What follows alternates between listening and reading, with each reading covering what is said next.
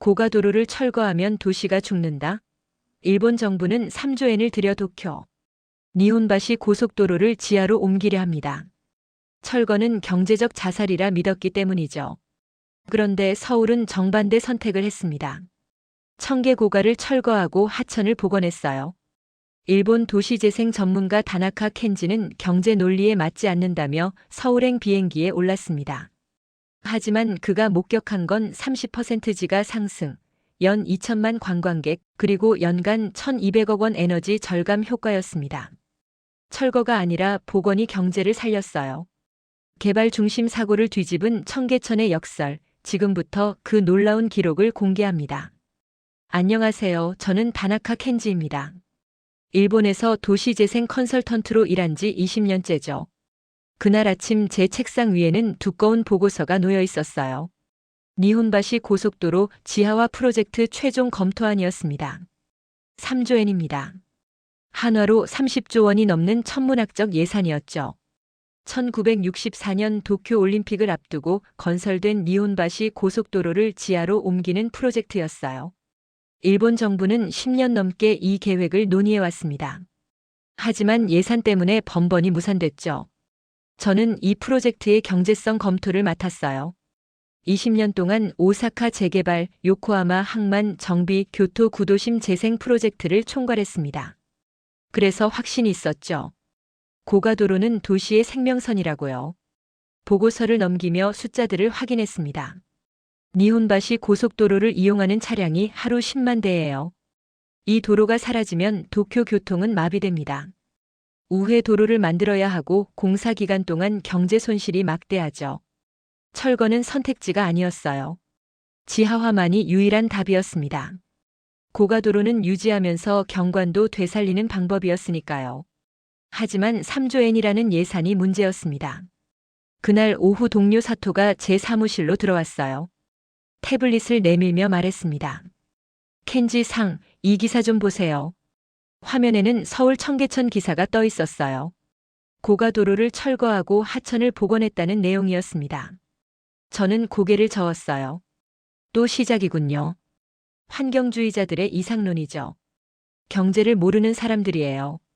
고가도로 철거는 도시 자살 행위입니다. 하지만 사토는 계속 말했어요. 지가가 30% 올랐대요. 관광객도 연간 2천만 명이래요. 저는 웃음이 나왔습니다. 30% 지가 상승이라고요? 교통이 마비됐을 텐데요. 말도 안 되는 통계예요. 분명 다른 요인 때문일 겁니다. 강남 개발이나 부동산 호황 같은 거죠. 그날 저녁 국토교통성 회의가 있었어요. 니혼바시 프로젝트 최종 결정을 위한 자리였습니다. 장관님이 물으셨어요. 3조 엔 투입이 정당화될 수 있습니까? 저는 자료를 펼쳤습니다. 니혼바시는 에도 시대부터 이어진 일본의 상징이에요. 이 다리 위를 가로지르는 고속도로는 미관을 해치고 있죠. 지하화하면 관광 가치가 상승하고 주변 상권이 활성화됩니다. 한 국장이 반박했어요. 하지만 투자 대비 효과가 불확실하지 않습니까? 30조 원을 들여서 얻는 게 경관 개선뿐이라면요. 분위기가 무거워졌습니다. 바로 그때 또 다른 참석자가 말했어요. 서울 청계천 사례는 검토해 보셨습니까? 고가도로를 철거했는데 오히려 경제가 살아났다던데요. 회의실이 술렁였습니다. 저는 즉각 답했어요. 청계천은 특수 사례입니다. 서울과 도쿄는 도시 구조가 달라요. 우리는 더 복잡하고 교통량도 많죠. 단순 비교는 위험합니다. 하지만 장관님의 표정이 바뀌었어요.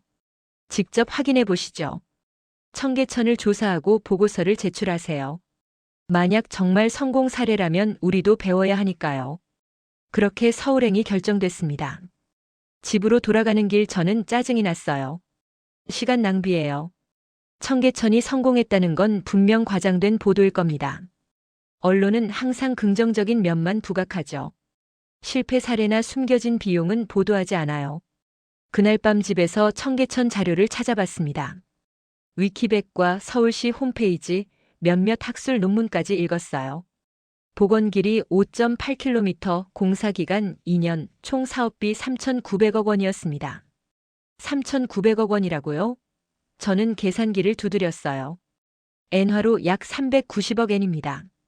니혼바시 프로젝트의 13분의 1밖에 안 되는 금액이었죠. 이건 말이 안 돼요.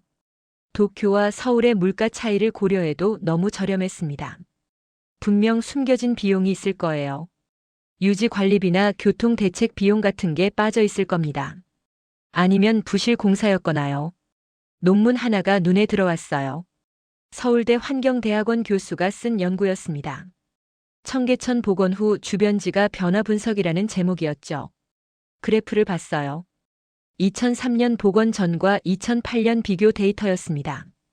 반경 500m 이내 상업용 부동산 가격이 평균 30.4% 상승했어요.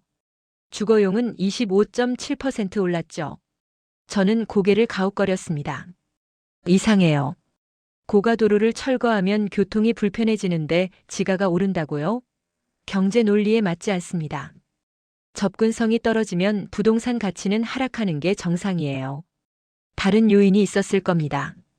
같은 시기에 강남 개발이 있었는지 지하철이 개통됐는지 확인해야 해요.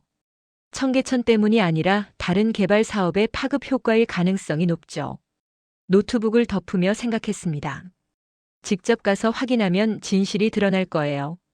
분명 어딘가에 함정이 있을 겁니다. 과장된 성공 스토리 뒤에 숨은 실패 요인들을 찾아내겠어요. 일주일 뒤 저는 인천공항에 도착했습니다.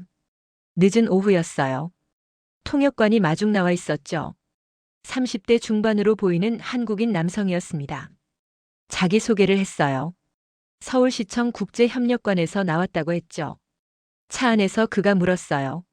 청계천에 대해 얼마나 알고 계신가요? 저는 간단히 답했습니다. 자료는 다 읽었어요. 5.8km 복원, 2003년부터 2005년까지 공사. 하지만 경제 효과는 의심스럽습니다. 그가 미소를 지었어요. 직접 보시면 놀라실 겁니다. 저는 속으로 코웃음을 쳤죠. 놀라긴요.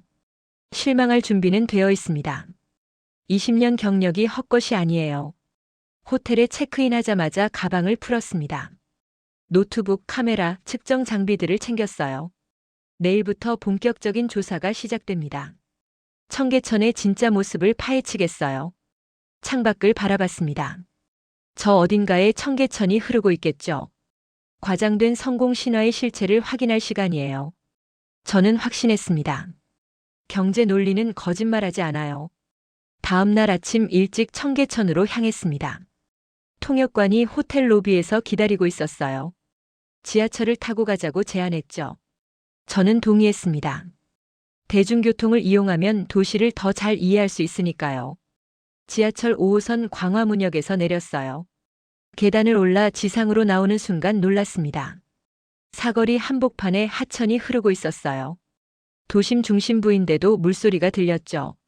청계광장이 보였습니다. 스프링 모양의 조형물에서 물이 쏟아지고 있었어요. 출근하는 사람들이 그 옆을 지나갔죠. 누구도 신기해하지 않았습니다. 일상적인 풍경이었던 거예요. 저는 주변을 둘러봤습니다. 고층 빌딩들 사이로 하천이 흐르는 모습이 낯설었어요. 도쿄였다면 상상도 못할 광경이죠. 니혼바시는 고가도로에 가려져 있고 시부야 강은 복개된 지 오래예요. 통역관이 말했습니다. 여기가 원래 고가도로였어요. 청계고가라고 불렀죠. 1976년에 건설됐는데 2003년에 철거했습니다. 저는 고개를 끄덕이며 사진을 찍었어요. 계단을 내려가 하천 옆 산책로로 들어갔습니다. 물이 투명했어요. 바닥에 돌들이 선명하게 보였죠. 양쪽으로 정비된 보행로가 이어져 있었고요. 생각보다 깨끗했습니다. 하지만 저는 의심을 거두지 않았어요. 외관은 그럴듯해 보여도 경제적 타당성은 별개니까요. 아무리 예뻐도 적자 사업이면 실패한 겁니다. 세금으로 유지되는 전시용 하천일 가능성이 높죠. 물가를 따라 걸으며 주변 건물들을 관찰했습니다. 상가들이 즐비했어요. 옷가게, 식당, 카페들이 영업 중이었죠. 그런데 이상한 점을 발견했습니다. 공실이 거의 없었어요. 도쿄 니혼바시 주변은 공실률이 15%가 넘습니다. 임대료가 비싸서 버티지 못하는 상점들이 많아요. 그런데 여기는 달랐죠. 모든 점포가 문을 열고 있었습니다. 한 카페 앞에 멈춰 섰어요. 창문 너머로 내부가 보였습니다. 손님들로 꽉 차 있었어요. 평일 오전 10시인데도요. 통역관에게 물었습니다. 저 카페 장사 잘 되나 봐요? 네, 청계천 뷰가 인기예요. 통역관이 답했습니다.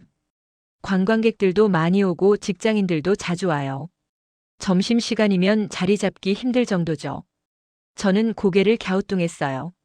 관광객이라고요? 하천 하나 보려고 관광을 온다는 게 이해가 안 됐습니다. 도쿄에도 스미다강이 있고 칸다강도 있어요. 하지만 관광 명소는 아니죠. 그냥 지나가는 풍경일 뿐이에요. 조금 더 걸어가자 다리가 나왔습니다.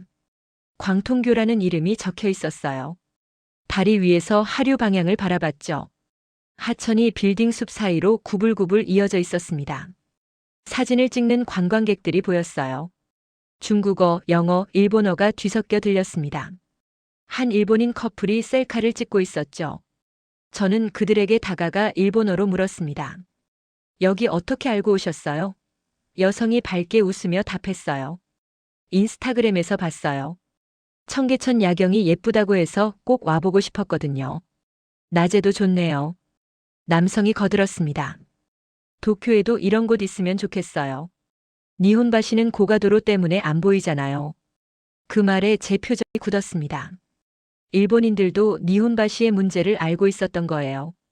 정오가 되자 직장인들이 쏟아져 나왔습니다.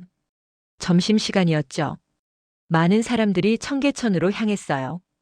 벤치에 앉아 도시락을 먹거나 샌드위치를 먹는 모습이 보였습니다. 한 무리의 회사원들이 물가에 앉았어요. 양복 차림의 남성 셋과 여성 둘이었습니다. 그들은 편의점 도시락을 펼치며 이야기를 나눴죠.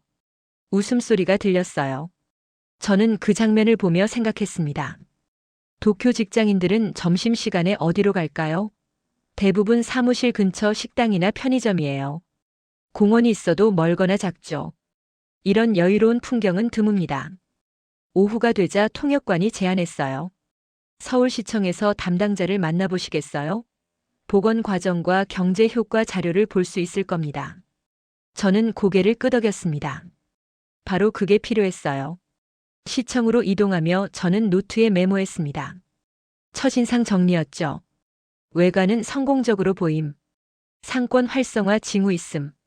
관광객 유입 확인됨. 하지만 경제 데이터 검증 필요. 아직 확신할 수 없었어요. 겉으로 보기 좋다고 성공은 아니니까요. 투입 대비 산출, 유지 비용, 교통 영향, 숨겨진 적자 같은 것들을 확인해야 합니다. 진짜 검증은 지금부터였어요. 서울시청 12층 도시재생과 사무실에 도착했습니다. 회의실로 안내됐어요. 벽면에 청계천 복원 전후 사진들이 붙어 있었습니다. 콘크리트 고가도로가 하천으로 바뀐 과정이 한눈에 보였죠. 김 과장이라는 분이 저를 맞이했어요. 40대 중반으로 보이는 차분한 인상의 공무원이었습니다. 악수를 나누고 자리에 앉았죠. 그가 두꺼운 파일을 꺼내 테이블에 올려놓았습니다. 청계천 복원 사업 총괄 보고서예요. 김 과장이 말했습니다. 필요하신 자료는 다 여기 있습니다. 저는 곧바로 본론으로 들어갔어요. 시간을 낭비하고 싶지 않았거든요. 총 사업비가 얼마였습니까? 제 첫 질문이었죠. 김 과장이 파일을 펼쳤습니다. 3,900억 원입니다. 2003년부터 2005년까지 27개월간 진행됐어요. 저는 노트에 메모했습니다. 3,900억 원이라고요? 너무 적은 금액 아닙니까? 5.8km를 복원하는데요. 제가 되물었어요. 도쿄 니혼바시는 1.2km 지하화에 3조엔이 듭니다. 거의 30조 원이에요. 김 과장이 고개를 끄덕였습니다. 저희는 지하화가 아니라 철거를 선택했으니까요. 고가도로를 허물고 복개된 하천을 여는 방식이었죠. 공법이 다릅니다. 그래서 비용이 적게 들었어요. 저는 의심스러웠어요. 철거라고 해도 너무 저렴합니다. 교통대책 비용은요? 우회도로 건설은요? 공사 중 경제 손실 보상은요? 분명 숨겨진 비용이 있을 겁니다. 추가 비용은 없었습니까? 제가 날카롭게 물었습니다. 김 과장은 잠시 생각하더니 답했어요. 버스 노선 조정에 약 200억 원 들었습니다. 그리고 주변 도로 정비에 150억 원 정도요. 합쳐도 4,250억 원입니다. 저는 계산기를 두드렸어요. 엔화로 약 425억 엔이에요. 니혼바시 프로젝트의 14분의 1도 안 되는 금액이었죠. 말이 안 됩니다. 혹시 부실 공사는 아니었습니까? 저는 직설적으로 물었어요. 이렇게 저렴하게 끝낼 수 있었던 이유가 뭡니까? 김 과장의 표정이 조금 굳었습니다. 하지만 차분하게 답했죠. 지하화가 아니라 지상 복원이었으니까요. 땅을 파지 않았어요. 고가도로만 철거하고 복개 구조물을 걷어낸 겁니다. 일본처럼 지하 터널을 뚫으면 당연히 비용이 10배 이상 들죠. 저는 다른 각도로 접근했습니다.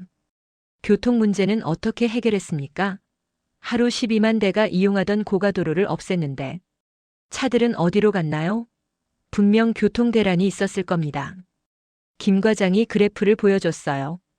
복원 전후 교통량 비교 자료였습니다. 놀랍게도 주변 도로 정체가 예상보다 심하지 않았대요. 대중교통 이용률이 15% 증가하면서 자연스럽게 흡수됐다고 했죠.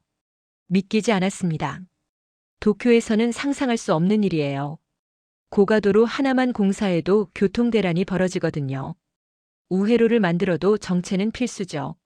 서울은 어떻게 견뎠을까요? 지하철망이 잘 되어 있었어요. 김 과장이 설명했습니다. 청계천 주변에만 5개 노선이 지나가거든요.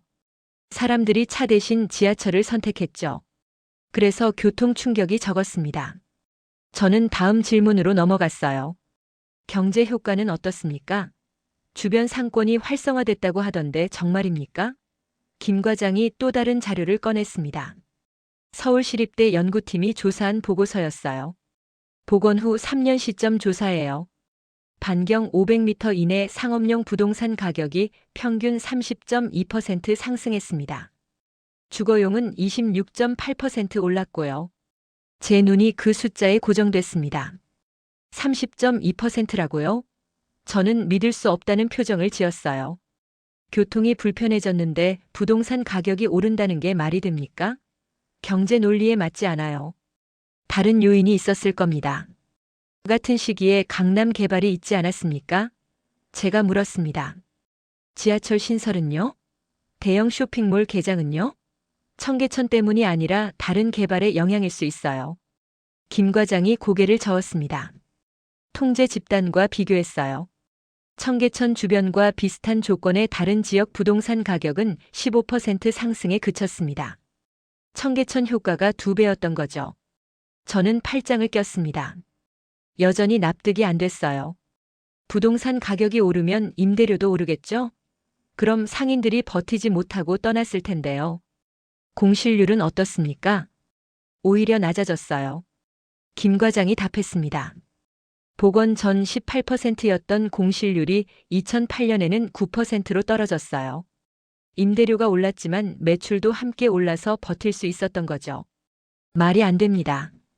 저는 목소리를 높였어요. 임대료와 매출이 동시에 오른다는 게 가능합니까? 어느 한쪽은 손해를 보는 게 정상이에요. 이건 너무 이상적인 시나리오입니다. 김 과장이 조용히 말했습니다. 직접 상인들을 만나보시죠. 그들이 더 정확하게 말해줄 겁니다. 숫자보다 현장 목소리가 설득력 있을 테니까요. 회의실을 나서며 저는 혼란스러웠어요. 자료는 성공을 보여주고 있었습니다. 하지만 제 20년 경험은 불가능하다고 말했죠. 둘 중 하나는 틀렸어요. 내일 직접 상인들을 만나겠습니다. 현장에서 진실을 찾아내야 해요. 숫자는 조작될 수 있지만 사람들의 목소리는 거짓말하지 않으니까요. 저는 그렇게 믿었습니다. 다음 날 아침 청계천 주변 상가로 향했습니다. 통역관과 함께 동대문 쪽으로 걸어갔어요. 의류 도매상들이 밀집한 구역이었죠. 오전 9시인데도 상인들이 분주하게 움직이고 있었습니다. 첫 번째로 찾아간 곳은 20년째 의류 가게를 운영하는 박 사장님 가게였어요. 50대 중반으로 보이는 남성이었습니다. 통역관이 제 신분을 밝히자 흔쾌히 인터뷰에 응했죠. 고가도로 있을 때와 지금 어떻게 다릅니까? 제가 물었습니다. 박 사장님이 웃으며 답했어요. 하늘이 보이죠. 예전엔 고가도로가 햇빛을 가렸어요. 우중충했죠. 지금은 밝아요. 매출은 어떻습니까? 제 핵심 질문이었어요. 박 사장님이 고개를 끄덕였습니다. 30% 정도 늘었어요. 관광객들이 많이 와요. 청계천 구경 왔다가 쇼핑도 하고 가거든요. 하지만 임대료도 올랐을 텐데요. 제가 되물었습니다. 박 사장님이 인정했어요. 올랐죠. 40% 정도요. 처음엔 걱정했어요. 하지만 손님이 늘어서 버틸 수 있었습니다. 저는 의아했어요. 임대료가 40% 오르고 매출이 30% 늘었으면 오히려 손해 아닙니까? 순이익이 줄어들었을 텐데요. 박 사장님이 고개를 저었습니다. 회전율이 달라졌어요. 예전엔 단골만 왔는데 지금은 새 손님이 계속 들어와요. 하루 판매량이 2배가 됐죠. 그래서 전체 수익은 오히려 늘었습니다. 두 번째로 찾아간 곳은 카페였습니다. 청계천이 보이는 2층 창가 자리가 있는 곳이었어요. 젊은 사장님이 커피를 내려주며 이야기했죠. 3년 전에 오픈했대요. 여기 선택한 이유가 뭡니까? 제가 물었습니다. 사장님이 창밖을 가리켰어요. 청계천 때문이에요. 뷰가 좋잖아요. 손님들이 사진 찍으러 많이 와요. SNS 마케팅이 저절로 되죠. 오후에는 부동산 중개업소를 방문했습니다. 이 지역에서 15년째 일한다는 중개사를 만났어요. 그는 노트북을 열어 실제 거래 데이터를 보여줬습니다. 2003년과 2010년 비교 자료였어요. 청계천 반경 300m 이내 상가 평당 가격이 2,500만 원에서 3,800만 원으로 올랐더군요. 52% 상승이었습니다. 주거용 오피스텔도 마찬가지였어요. 평당 1,800만 원에서 2,600만 원이 됐죠. 44% 올랐습니다.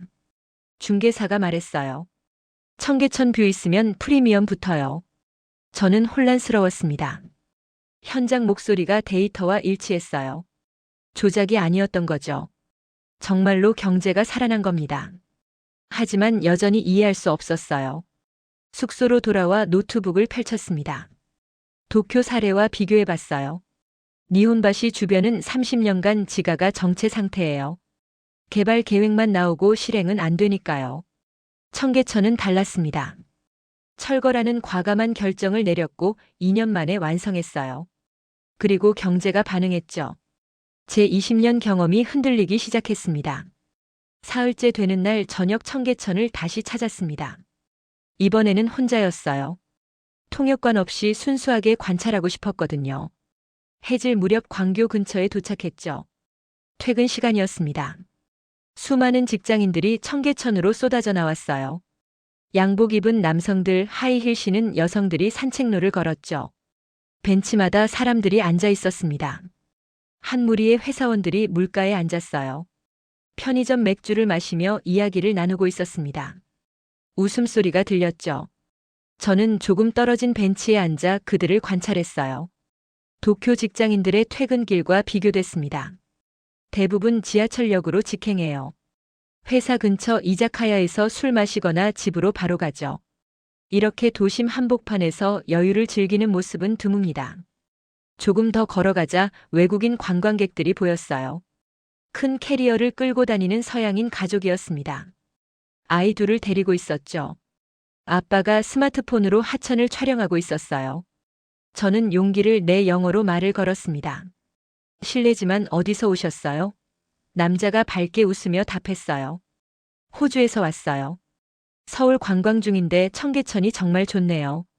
어떻게 여기를 알고 오셨나요? 제가 물었습니다. 아내가 거들었어요. 트립어드바이저에서 봤어요. 서울 명소 10위 안에 들더라고요. 꼭 와봐야 한다고 해서요. 아이들이 물가로 뛰어갔습니다. 엄마가 조심하라고 소리쳤죠. 저는 그 장면을 보며 생각했어요.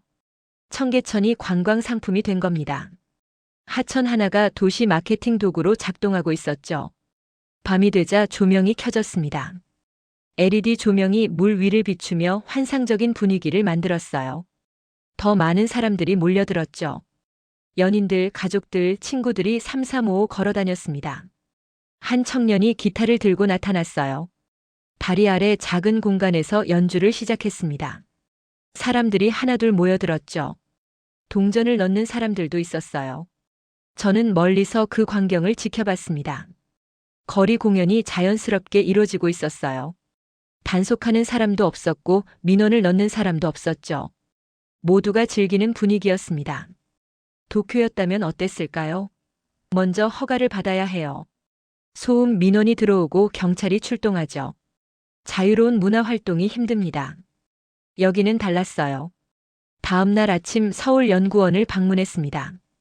청계천 경제 효과를 연구한 박사님을 만나기로 했어요.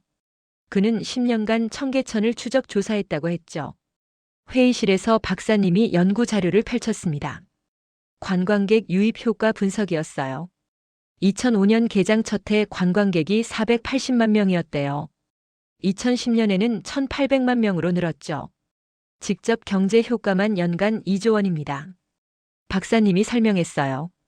관광객 지출, 주변 상권 매출, 일자리 창출을 합친 금액이죠. 간접 효과까지 하면 3조 원이 넘어요. 3,900억 원 투자로 연간 2조 원 효과라고요? 저는 놀라서 되물었습니다. 박사님이 고개를 끄덕였어요. 투자 회수 기간이 1년도 안 걸렸죠. 이런 사업이 흔치 않아요. 하지만 다른 요인은 없었습니까? 저는 여전히 의심했어요. 같은 시기 한국 경제 호황이나 한류붐 같은 거요. 박사님이 그래프를 보여줬습니다. 통제 집단 비교 분석이었어요.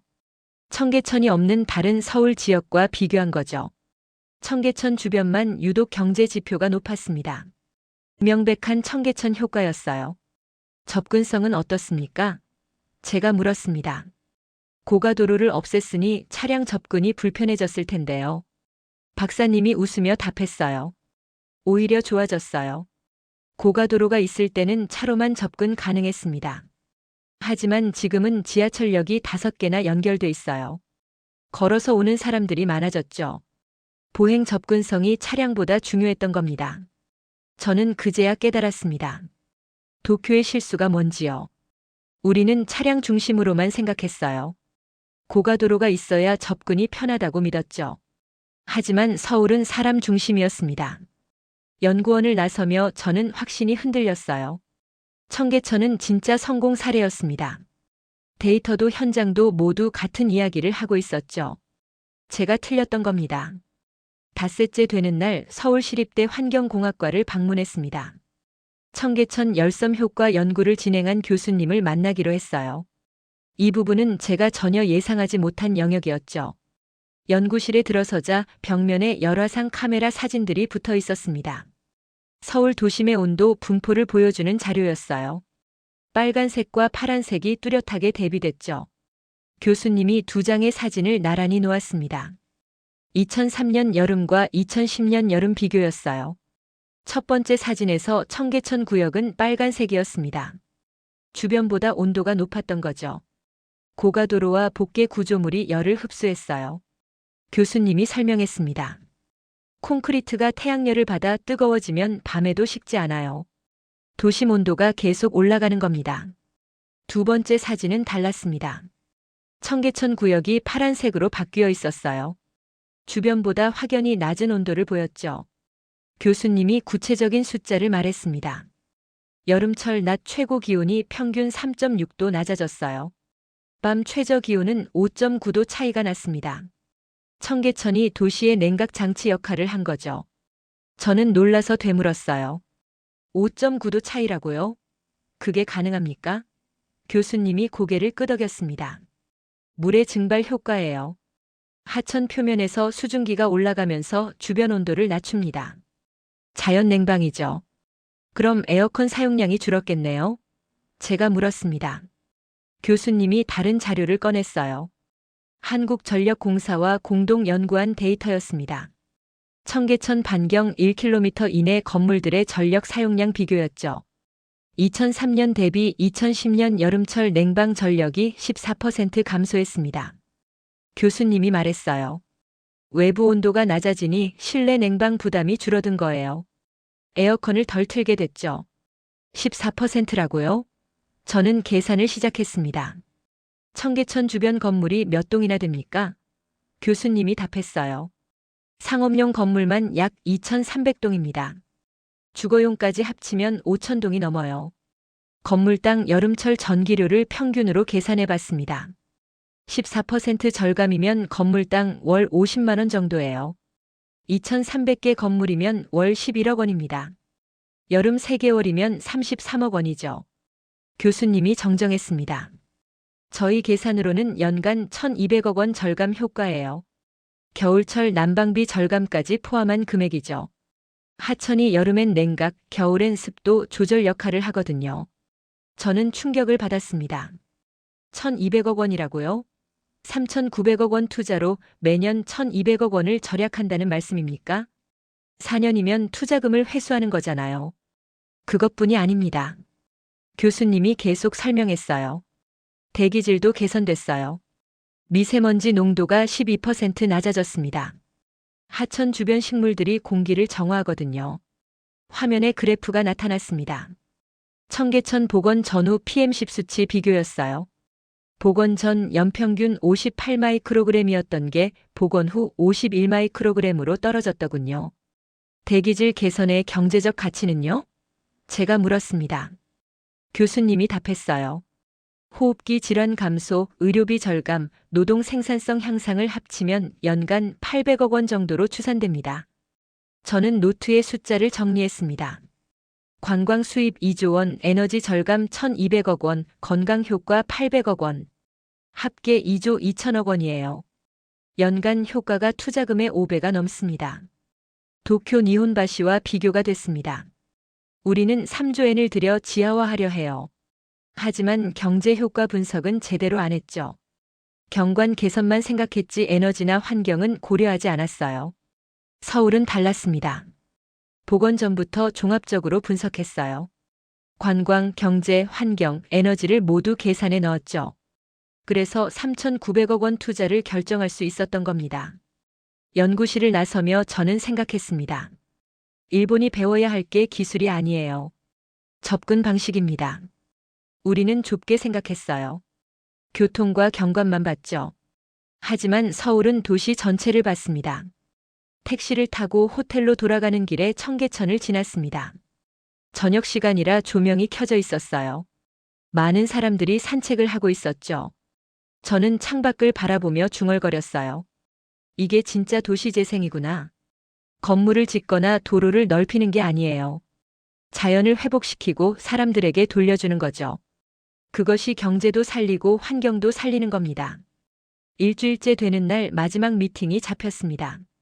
청계천 복원사업 총괄 책임자였던 전 서울시 공무원을 만나기로 했어요. 은퇴하신 분이라 개인 사무실로 찾아갔죠.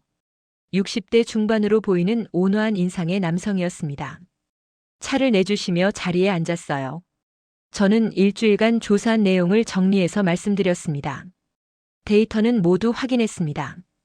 경제 효과도 에너지 절감도 사실이었어요. 하지만 한 가지 궁금한 게 있어요. 어떻게 이런 결정을 내릴 수 있었습니까? 고가도로 철거는 엄청난 모험이었을 텐데요. 그분이 창밖을 바라보며 천천히 말씀하셨습니다. 두려웠죠. 반대가 엄청났어요. 교통 전문가들은 재앙이라고 했고 경제학자들은 비효율이라고 했습니다. 정치인들도 표를 잃는다며 반대했죠. 그런데 왜 밀어붙이셨습니까? 제가 물었습니다. 그분이 미소를 지었어요. 숫자만 보면 안 된다고 생각했어요. 사람들이 원하는 게 뭔지 봐야 했죠. 당시 서울 시민 설문조사를 했대요. 도심에서 가장 필요한 게 뭐냐는 질문이었습니다. 1위가 녹지 공간이었어요. 2위가 휴식 공간이었죠. 사람들은 콘크리트가 아니라 자연을 원했습니다. 일본도 비슷할 겁니다. 제가 말했어요. 도쿄 시민들도 녹지를 원해요. 하지만 현실적으로 불가능하다고 생각하죠. 경제가 우선이니까요. 그분이 고개를 저었습니다. 경제와 환경은 대립하지 않아요.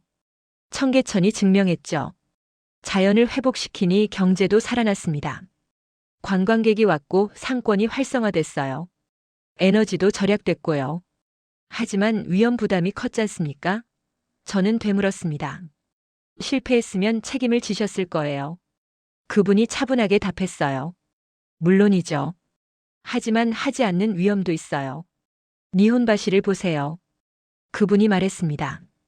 30년 동안 논의만 하고 있잖아요. 그 사이 도시는 늙어갑니다.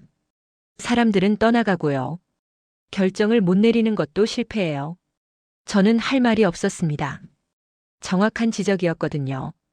도쿄는 30년간 니혼바시 문제를 방치했어요.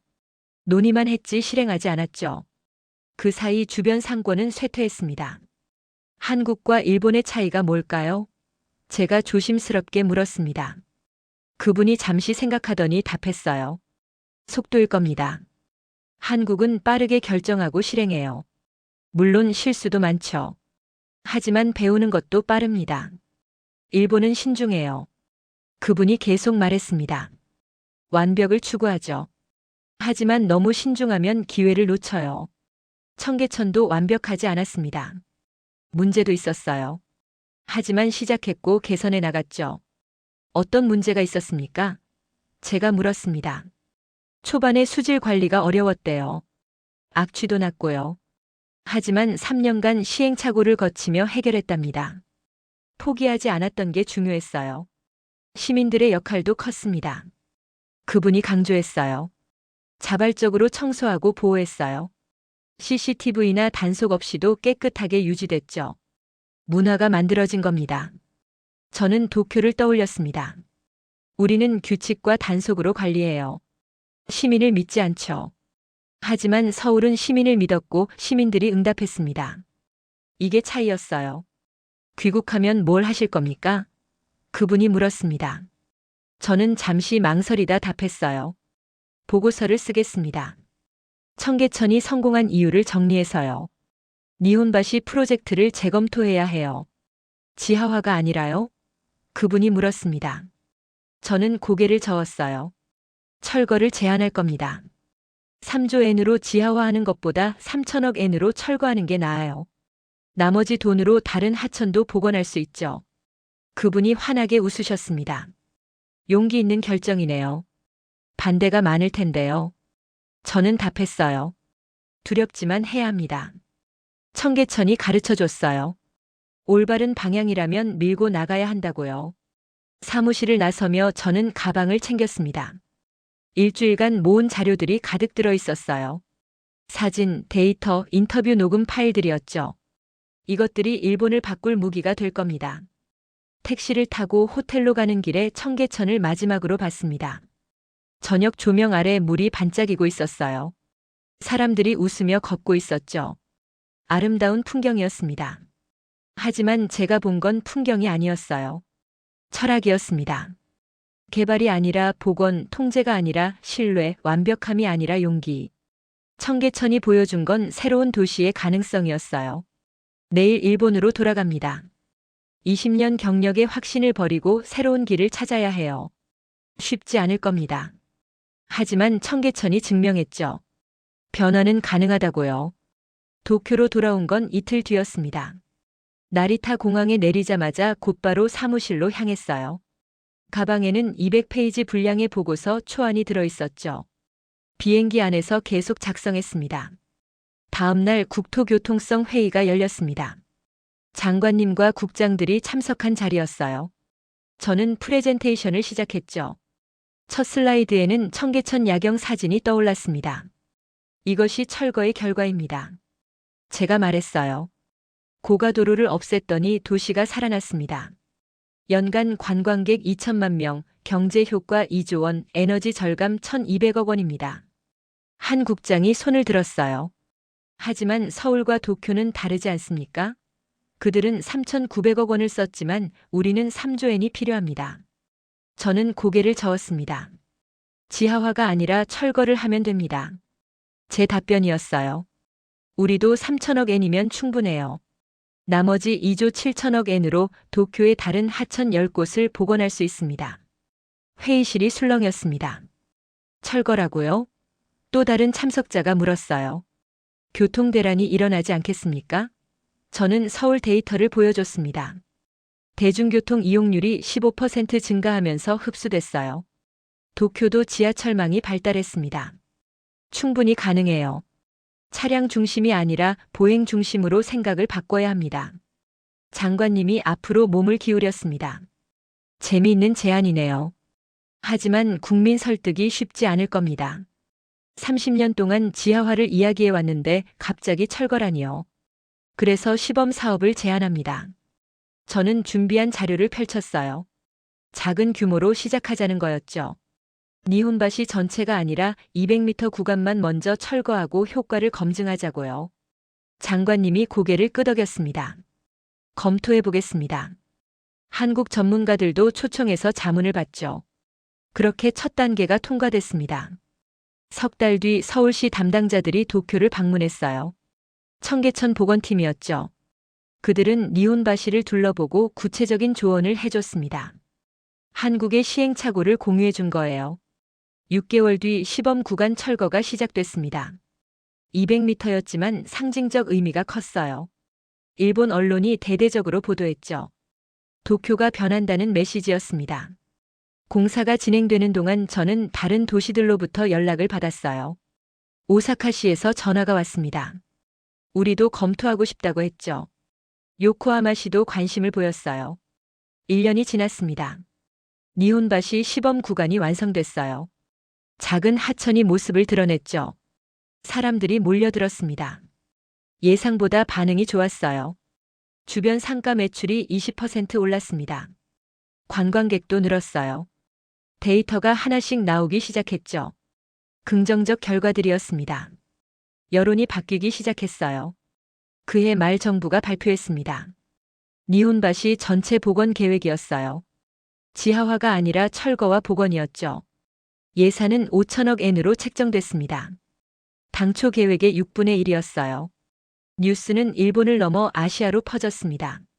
싱가포르에서 연락이 왔어요. 싱가포르강 복원 프로젝트의 자문을 요청했죠. 타이베이도 비슷한 계획을 발표했습니다. 베이징도 움직였어요. 복개된 하천 5곳을 복원하겠다고 했습니다. 청계천 모델을 참고한다고 밝혔죠. 동아시아 전역에서 하천 복원 붐이 일어났습니다. 저는 국제 컨퍼런스에 초청됐어요. 도쿄에서 열린 아시아 도시재생 포럼이었습니다. 20개국 전문가들이 모였죠. 제 발표 제목은 명확했어요. 청계천에서 배운 교훈. 저는 무대에 올라 말했습니다. 개발이 아니라 복원입니다. 건설이 아니라 회복이죠. 자연을 돌려주면 경제도 따라옵니다. 청중석에서 박수가 터져 나왔어요. 발표가 끝나고 많은 사람들이 다가왔습니다. 질문이 쏟아졌죠. 각자의 도시에 어떻게 적용할 수 있을지 물었어요. 그날 저녁 혼자 호텔방에 앉아 생각했습니다. 2년 전 서울에 갔을 때가 떠올랐어요. 의심으로 가득했던 제 모습이요. 청계천을 조작이라 믿었던 오만함이 부끄러웠죠. 하지만 현장이 가르쳐줬습니다. 데이터가 증명했고 사람들의 목소리가 확인시켜줬어요.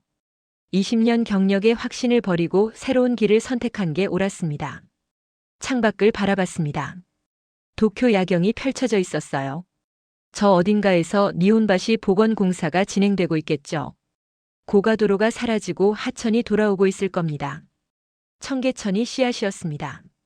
서울에서 시작된 변화가 도쿄로 왔고 아시아 전역으로 퍼져나갔어요. 하천 복원은 이제 전 세계 도시들의 새로운 표준이 되고 있었죠. 휴대폰을 꺼내 메모를 남겼습니다. 내일 오사카시 미팅 준비, 다음 주 싱가포르 출장 일정 확인. 할 일이 많았어요. 하지만 기뻤습니다. 의미 있는 일이었으니까요. 청계천이 증명했습니다. 도시는 변할 수 있다고요. 용기만 있다면요. 그 용기를 서울이 보여줬고 이제 세계가 따라가고 있었습니다. 저도 그 흐름의 일부가 된 거예요.